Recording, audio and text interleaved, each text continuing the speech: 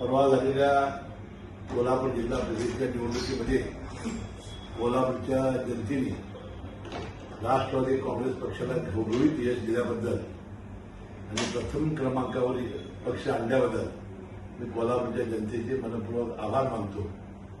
आणि हा जो विजय झालेला आहे तो स्वर्गीय आमचे नेते अजितदादा पवार यांच्या चरणी मी अर्पण करतो. आज हे बघायला माझे नेते अजितदादा हयात असते तर मला फार मोठा आनंद झाला असता.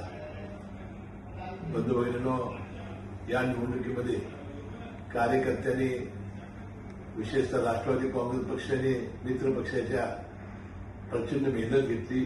हाडानी काढायला रक्ताचं पाणी त्यांनी केलं. यावर त्यांचं मनपूर्वक मी आभार मानतो, त्यांना धन्यवाद देतो. आणि पुन्हा एकदा सर्वच विजयी जिल्हा परिषदेच्या सदस्यांचं मनपूर्वक अभिनंदन करतो आणि त्यांना धन्यवाद देतो. जय हिंद, जय महाराष्ट्र.